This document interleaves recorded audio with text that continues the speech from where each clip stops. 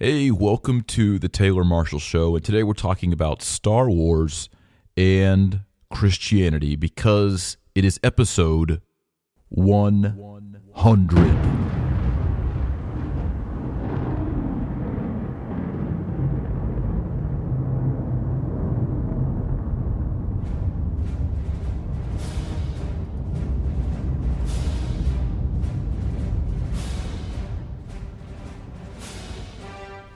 Welcome to episode 100 of the Taylor Marshall Show. I am so excited and pumped to be with you today, talking about one of my favorite topics, Star Wars. And maybe you've been at the donut hour after church and someone says to you, oh, we don't watch those Star Wars movies because the Force is anti-Christian. The Force is not truly God. And you know what?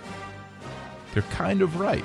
But we're going to look at a different perspective on Star Wars and the Force and see if it's compatible with Christianity. I think you're going to be a little surprised about what we have to say.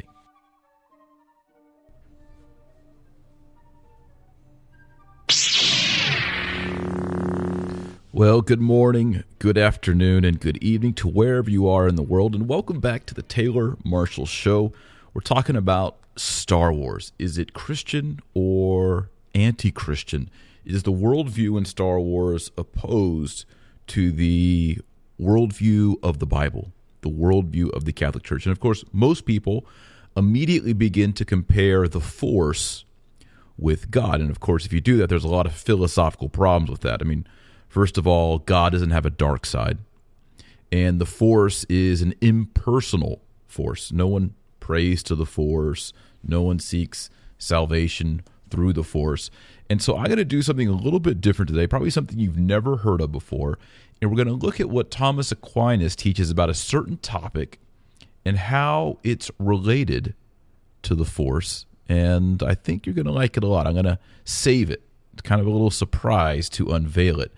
Before we begin today, I also want to just thank everyone who's been a part of the Taylor Marshall Show, especially you, the listeners. Y'all have made this show grow. We're going to hit 1 million downloads before too long here. We're getting really close. We're at 100 episodes, and the show continues to grow and to do well, and that's thanks to you. I'm the guy who just talks on the microphone. It's y'all that have told friends and emailed it and shared it on Facebook and really allowed this show to grow over the past year and a half. So thank you so much for investing your time.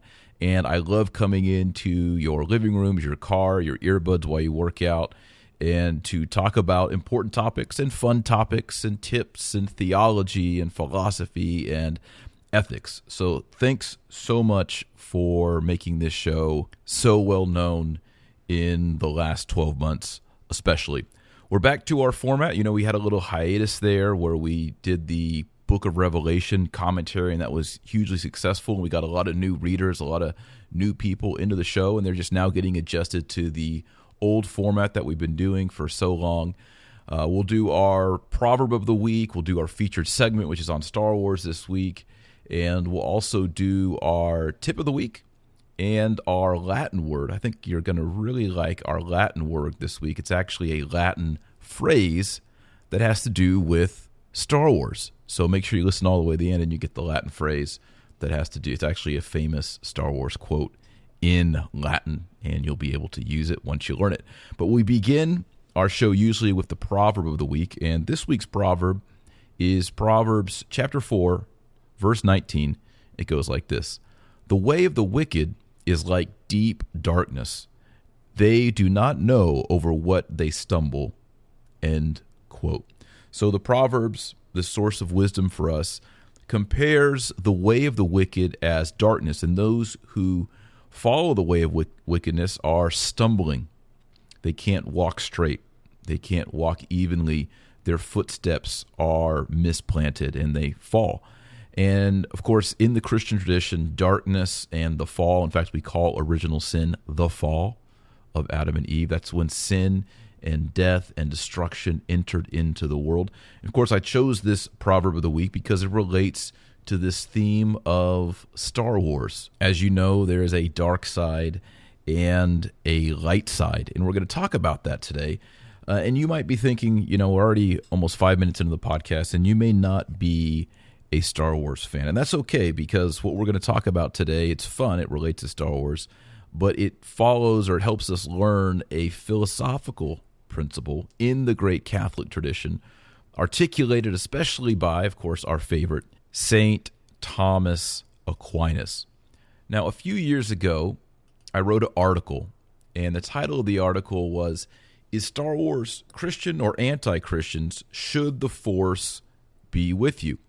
And, of course, Star Wars is the biggest thing right now as of recording this.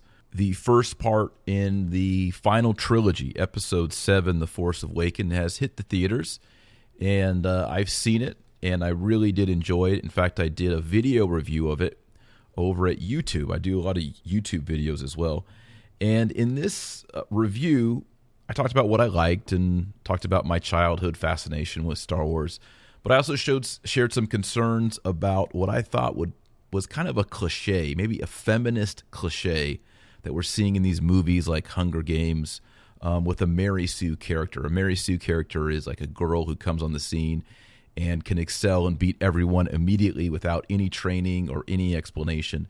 And I thought Rey was a little bit like that. And maybe the next two movies will take away my fears or take away my doubts. But I really hope that Hollywood hasn't ruined Star Wars by making this final trilogy a tribute to how girls can do everything better than boys. Remember, Luke Skywalker took him 2 movies just to learn how to use the Force and stack up some rocks. And in the new film, spoiler alert, just kind of mute the radio if you haven't seen it yet. In the new film, there's a female Jedi, and she can immediately do all sorts of things. And so I'm a little bit worried that they're kind of doing a Hunger Games with the trappings of Star Wars. If you'd like to see or listen to my full review on that, just go to YouTube. My YouTube channel is Dr. Taylor Marshall, and you can watch that whole movie review that I did on Star Wars, The Force Awakens.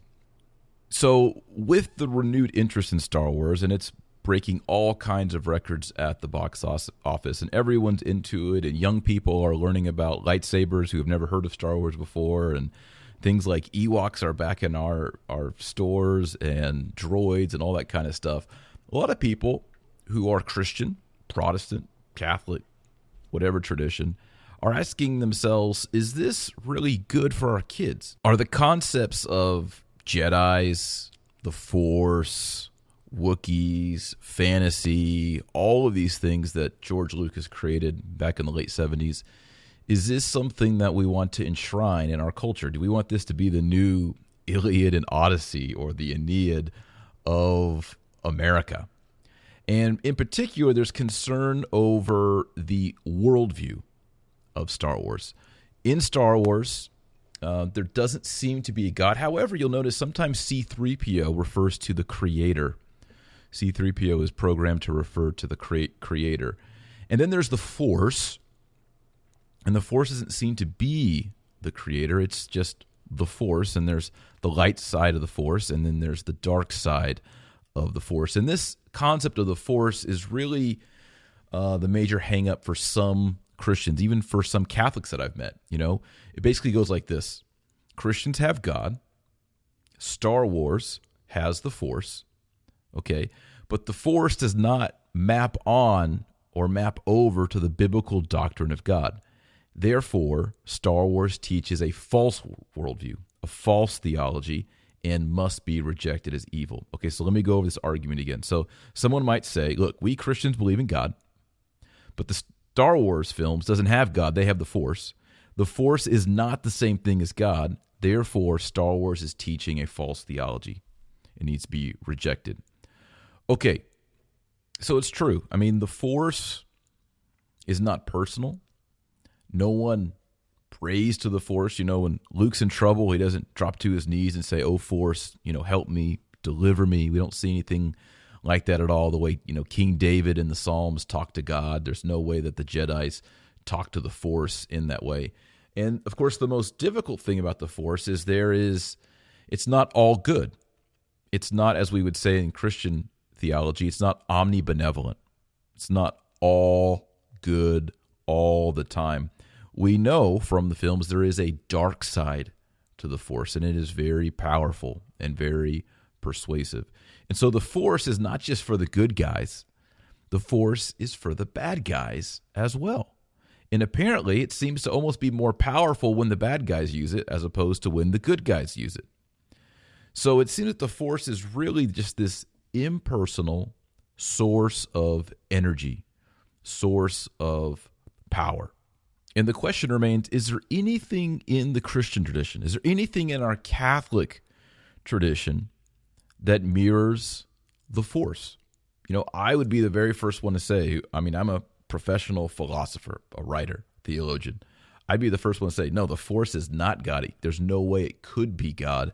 That has to be rejected. But I'm also a fan of Star Wars. When I look at it, I see that there is something in our Catholic theological and philosophical tradition that does map on to the Force. And that one thing, and I'm going to follow Thomas Aquinas here, and I'm going to invite you to follow me along. According to Thomas Aquinas and according to our Catholic tradition, humans in preternatural spirits. Now, preternatural spiritual beings are what? The angels. Angels, and when they become bad, demons. That in our Catholic tradition, humans and preternatural spiritual beings have a power, have a force that stretches beyond the faculties of all other natural things, all other natural plants, animals, species, everything. And this special faculty, this special force that is shared by angels and demons and by good men and by evil men is called in Latin intellegentia. Intellegentia, where we get the word intelligence. It comes from two Latin words. It's a combination. Don't worry, I got another Latin phrase for you later, but we'll do a little Latin now.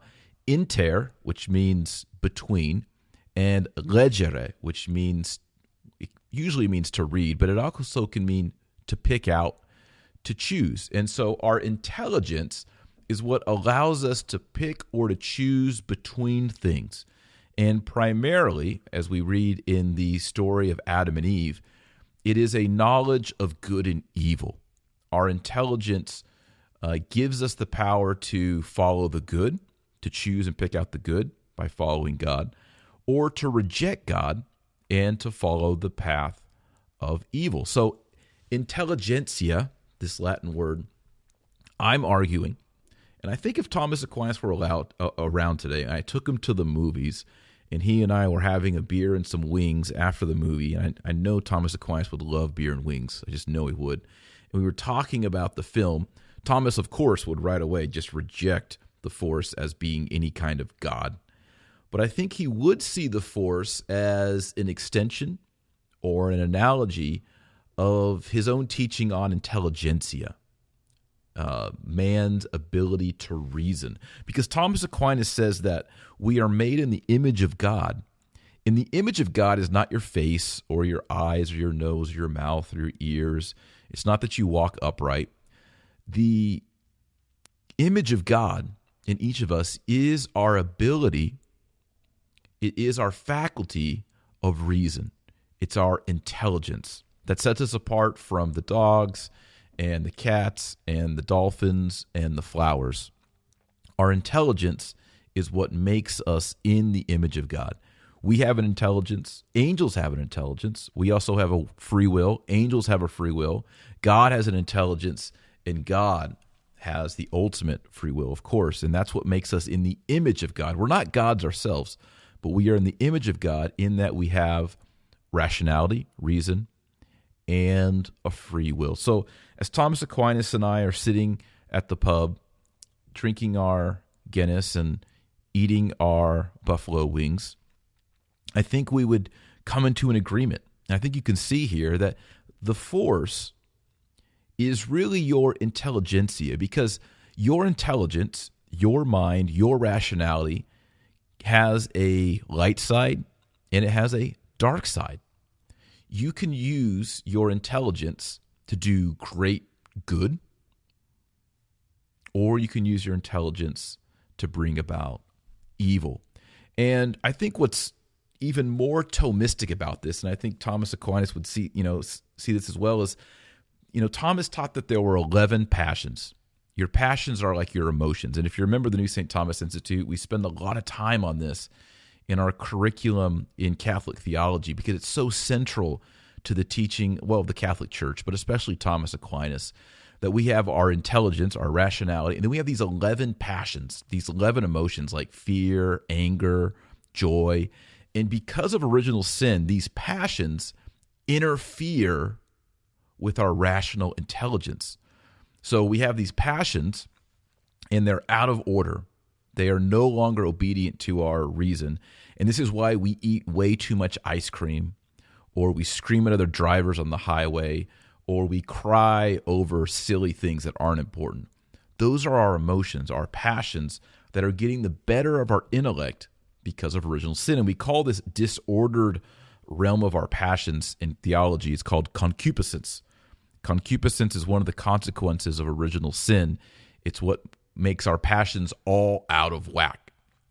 And we see this exact same thing happening in the Star Wars films, because I think one of the things that makes Star Wars so popular and resonates with so many people is whether they know it or not, they can see that the Force is rational, it is good, but the passions can cause us to use the Force in a bad way. And that's exactly what you see with the Emperor and Darth Vader and all the villains in the Star Wars sagas, is their anger, their fear, their passions are causing them to use the Force, or we would say, using this analogy, using their intelligence for evil.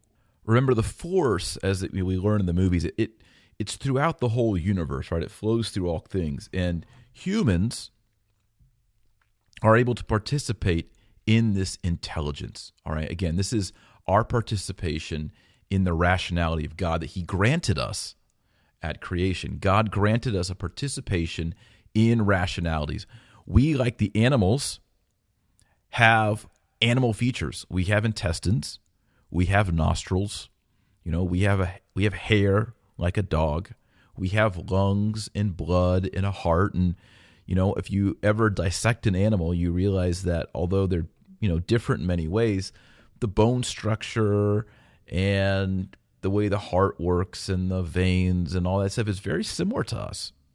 What makes us different, though, is that we have rationality. There aren't any cats or squirrels out there building skyscrapers, composing symphonies, praying, thinking about the future, planning out economic strategies. All of these things pertain to the realm of the human persons because we have rationality like God. Our rationality is not as great as God's. Of course, he's infinite, we're finite.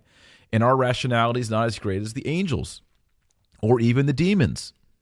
But when we look at the human sphere, we see that there are humans using their reason to help and to do good, and there are humans using their reason to cheat people, to swindle people, to hurt people, to rob people, even to murder people.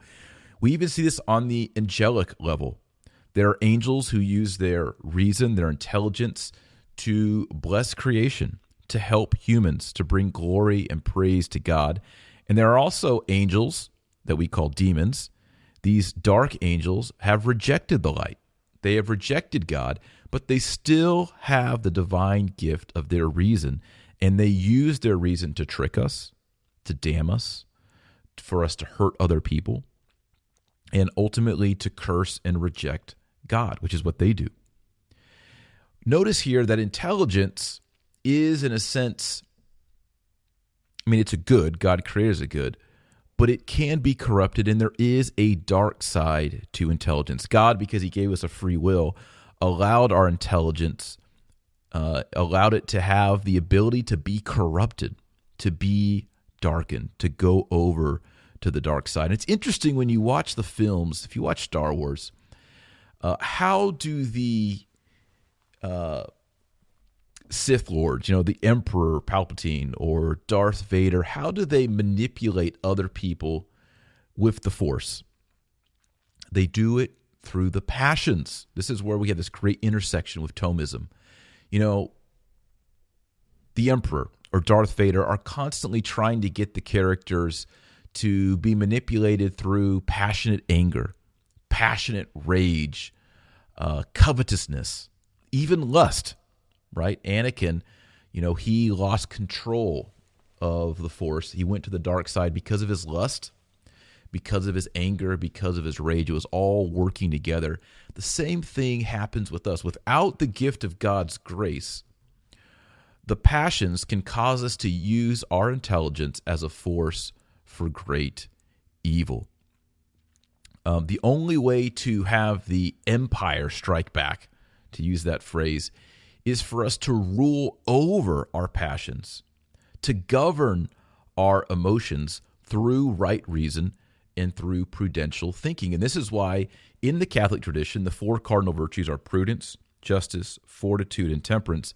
Prudence is always seen as the most important and as the leader of the 4 cardinal virtues, because prudence is the ability to make wise, specific decisions, not influenced by our uncontrolled or unbridled passions or emotions.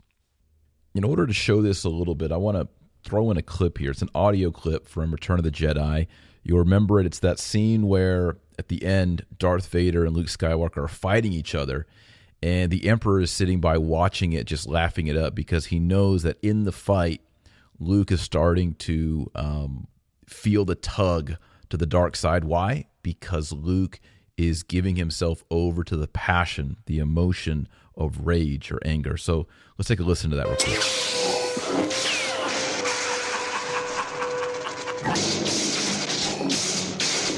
So you can hear the Emperor laughing it up in the background. Luke and Darth are fighting. Good. Use your aggressive feelings, boy. Let the hate flow through you. Okay, so you can hear the voice of the Emperor. He's wanting Luke to lose his grasp on his intelligence through his rage and through his anger. And Luke, I think, suddenly realizes that, so he decides to take a little bit of a chill out. But, of course, Vader's not going to let him. You cannot hide forever, Luke. I will not fight you. Give yourself to the dark side. It is the only way you can save your friends. Yes, your thoughts betray you.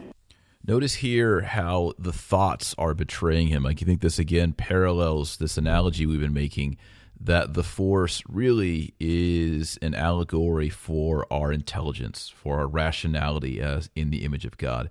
And therefore it's the thoughts of Luke as they start to drip over to the dark side that Darth Vader seeks to take advantage of.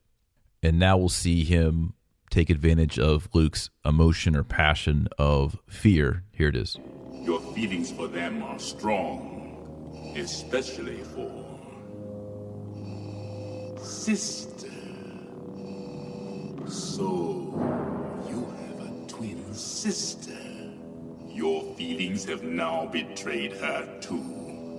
Obi-Wan was wise to hide her from me. Now his failure is complete.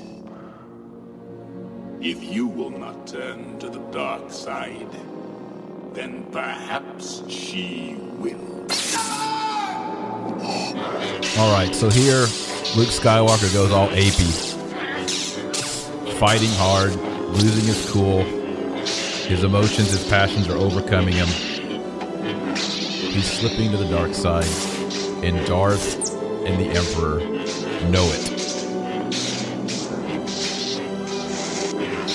In case you can't remember, Luke's really just beating the living you-know-what out of Vader right now.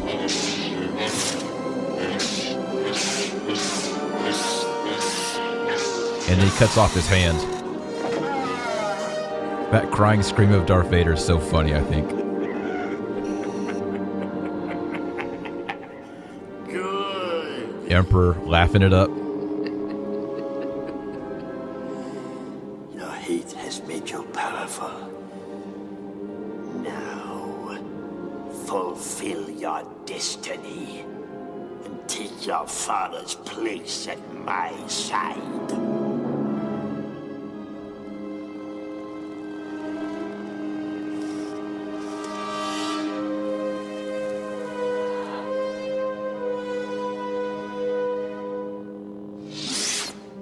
Never. Luke takes another chill. I'll never turn to the dark side. A resolution of will. You failed, Your Highness. I am a Jedi, like my father before me. This is very Pauline. St. Paul often tells the Christians of the first century, in order to battle sin, you must reaffirm your identity as a Christian, as in Christ, as a baptized person. When we make that resolution and redefine who we are in Christ, we can overcome sin. So that's exactly what Luke's doing here. So be it, Jedi.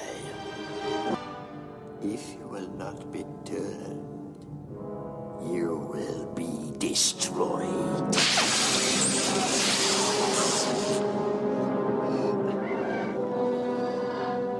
Young fool. Only now, at the end, do you understand? And then the Emperor just begins to torch Luke with electricity and torment him. And then, of course, Darth Vader picks up the Emperor, throws him down the pit, and saves his son, thereby redeeming himself and, in a sense, freeing himself, saving himself from the power of the dark side. He finally realigns his intellect against his passion and in conformity with love of his own son. Luke, help me take this mask off. But you'll die. Nothing can stop that now. Just for once, let me look on you with my own eyes.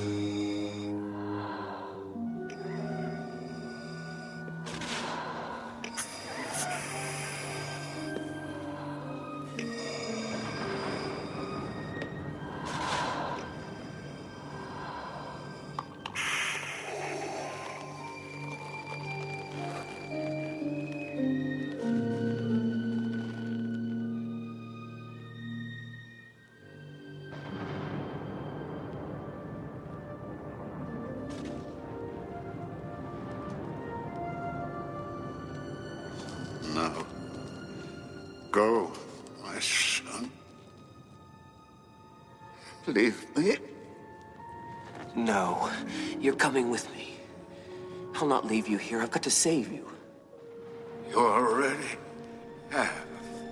Look, you were right. You were right about me. Tell your sister you were right.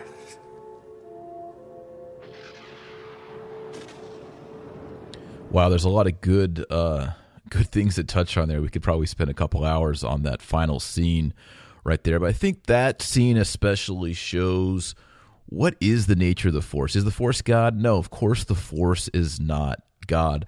The Force is something that these great men, great women, these Jedi are able to tap into, and they're able to transform the world. And you might think, well, if we have reason, if we have the intellect, we can't make X-Wings come out of a swamp. We can't, stack rocks or fly fighter planes. And I would say, yeah, actually we can. Our human intelligence, what we have, is able to cause ships to go to the moon. And we're able to cure diseases and extend life. And we're able to use our intellect to create weapons of mass destruction and kill each other. And we're also able to use our intellect to create medicines and save thousands, if not millions of people. So the intellect that we have, our likeness and image in God, is a powerful force. You might even say a capital F force that God has given us. And I think this is really the key to understanding or presenting Star Wars to your children. This is the way, I don't want to get all philosophical with my kids. Sometimes we're just having fun, but it is a great meditation to talk about what is the Force and how does it relate to the passions of the character, because that maps on basically in a perfect way with our own lives. And I think we can add to that as Christians and say, it's the life of grace that elevates and strengthens our virtues. As Thomas Aquinas says, grace perfects nature, and allows us to use the light side of the force. That is, to use our intellect for good.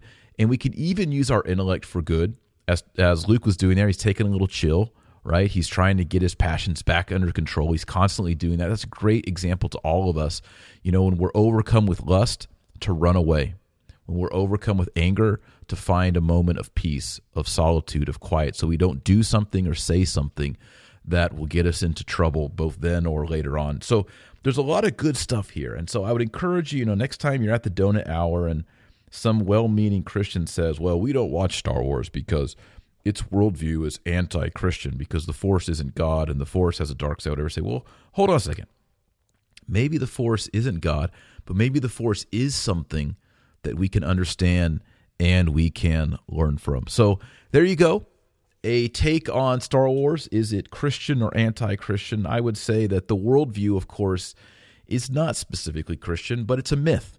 It's a sci-fi myth, and I think that we can learn from it, and I think there are applications that we could make to our own lives in an orthodox, philosophical, and theological manner if we just use our imagination a little bit, which I think is the whole purpose of fiction and literature in the first place, right? Well, speaking of literature and myth and legend and all that, I have a few announcements before we get into our tip of the week and our Latin word of the week. So for our announcements, I have some good news. Many of you were very supportive and have read my first novel, Sword and Serpent.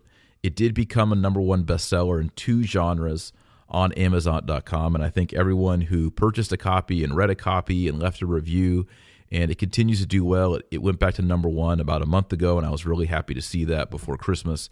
But the sequel, if you've read the book, you know that there's an ending, and I can't talk about it, no spoiler alert here, but the ending is, well, I won't say anything, but there is a sequel coming. Sword and Serpent 2 will be released and published in 2016.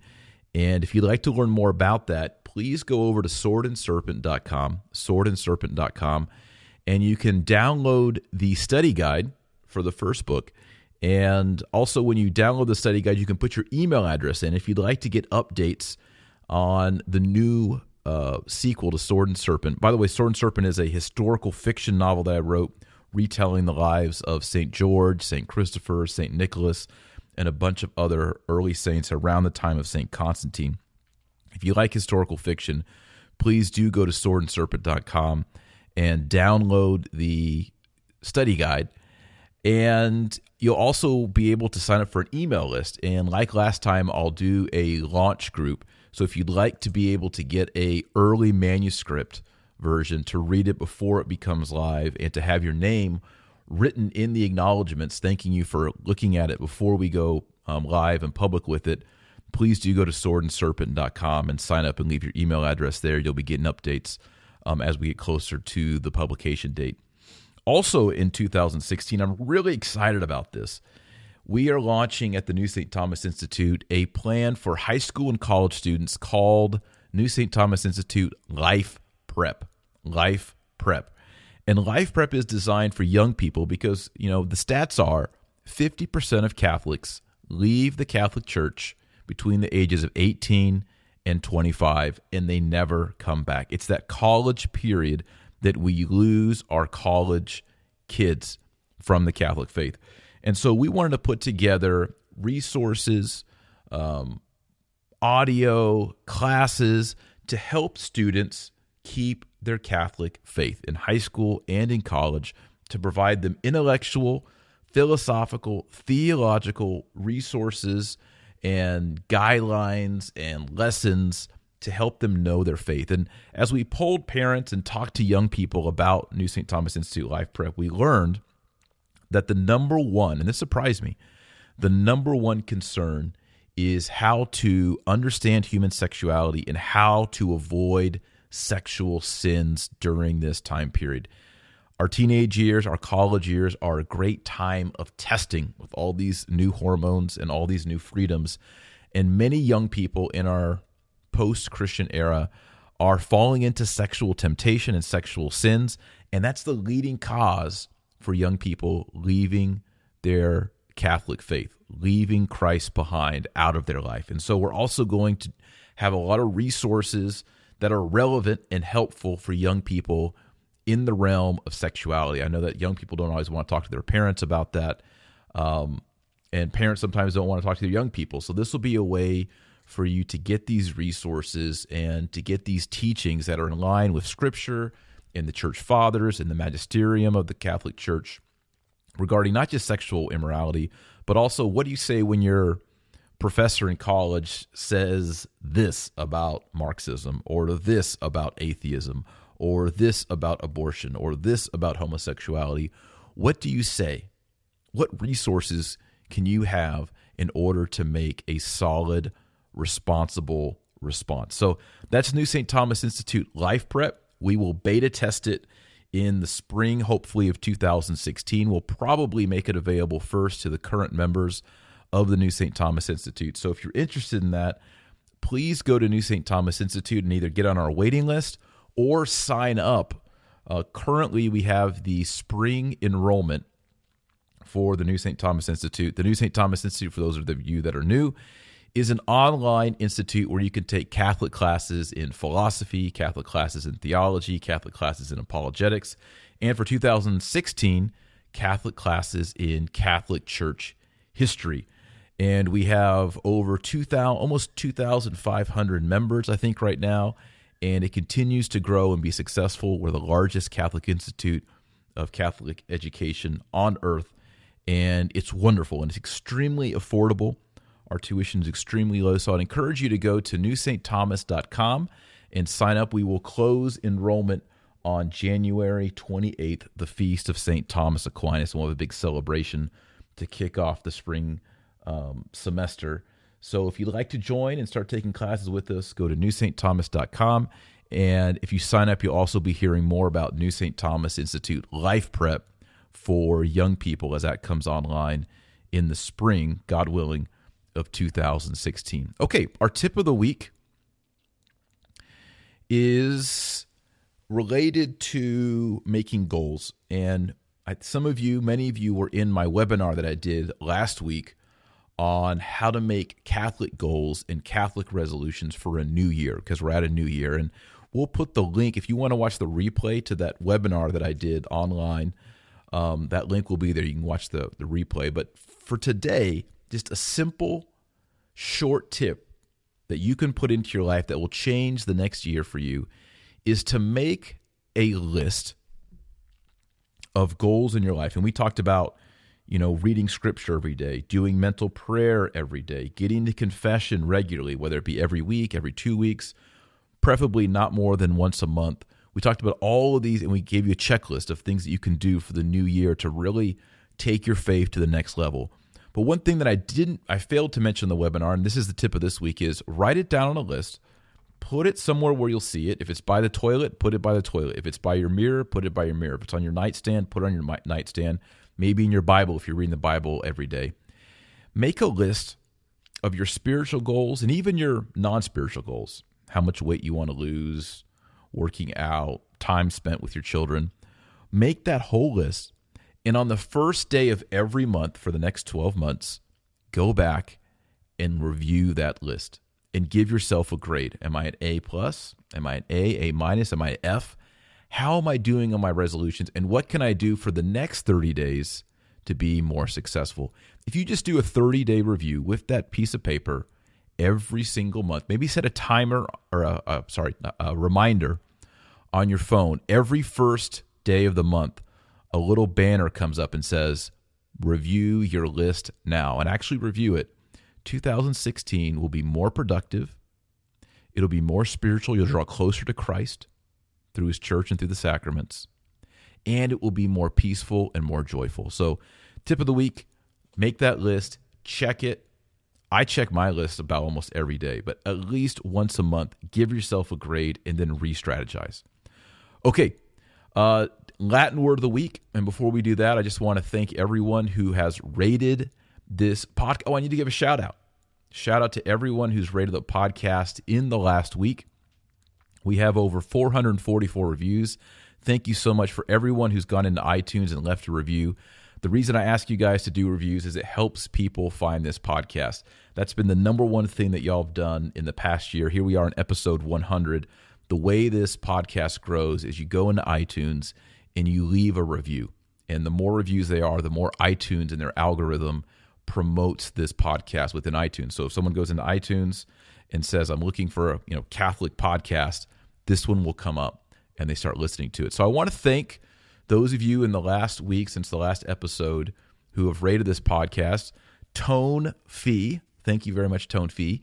Cyrus the Fifth, thank you so much. Carmen Anna, thank you so much. I'm going to give Carmen Anna the review of the week. Carmen writes this: Dr. Taylor Marshall is amazing in his approach and very knowledgeable in the scriptures, the church, its history, and world religions. His candid and informal style makes deep topics easy to understand and entertaining. His love for Jesus Christ and his church shines through his podcast. If you have time, listen to his Revelation podcast series. Please do. This was a total mind blow since my eschatology, that's the study of the end times, since my eschatology was badly infused with modern-day rapture and false fundamentalist beliefs, clouding my intellect. Subscribe and enjoy his weekly show. God bless you all. So thank you so much, Carmen. That's very kind of you. And if you haven't listened to the Revelation series, I would really encourage you to do it. It's a lot of hard work, a lot of great information, and extremely popular last year. So you can go to taylormarshall.com and click on weekly podcast, or you can go to iTunes and subscribe there. Also, a shout out goes to Mary Immaculate. Thank you for your 5-star review. And also Maury left a 5-star review, and I really liked your review too, Maury. So thank you so much. And if you'd like to leave a review, I will give your name out on the next show. Just go to taylormarshall.com/shout out. Shout out is one word. taylormarshall.com/shout out, and it'll give you simple instructions to leave a rating. It only takes about 30 to 40 seconds. So if you wouldn't mind doing that right now, I would really, really appreciate it. And we will, also, if you're new to the podcast, if you go to taylormarshall.com, I'll give you a free book. Thomas Aquinas in 50 Pages is the current book. You can download it there, taylormarshall.com, in the right side of the webpage there. Okay, Latin word of the week before we close up. The Latin word, it's actually a phrase. It's "May the force be with you" in Latin. And by force here, I don't mean some impersonal mumbo-jumbo or Manichaean or Zoroastrian force. I mean your intellect. May you live a life that is prudential and wise and reflected upon. So if you want to say, "May the force be with you" in Latin, it's pretty easy. It's "sit vis vobiscum." Sit vis vobiscum. Sit means may or let it be. Vis means the force, power. And vobiscum means "and with you." That's plural, with y'all.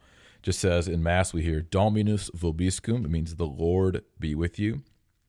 You could say vis vobiscum, or to say the whole thing, if you want to add the word "may," which could be implied or not, you put "sit." So sit vis vobiscum.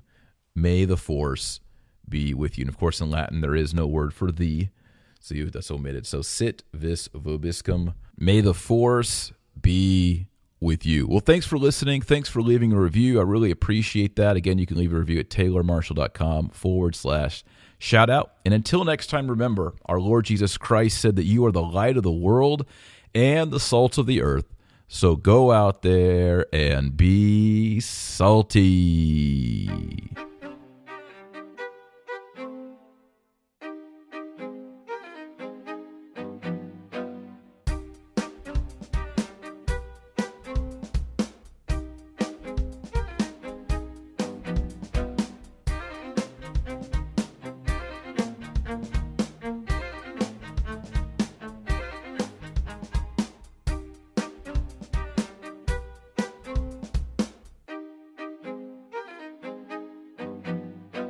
This podcast was brought to you by the New St. Thomas Institute. Discover online Catholic classes and earn your certificate in Catholic theology at the New St. Thomas Institute.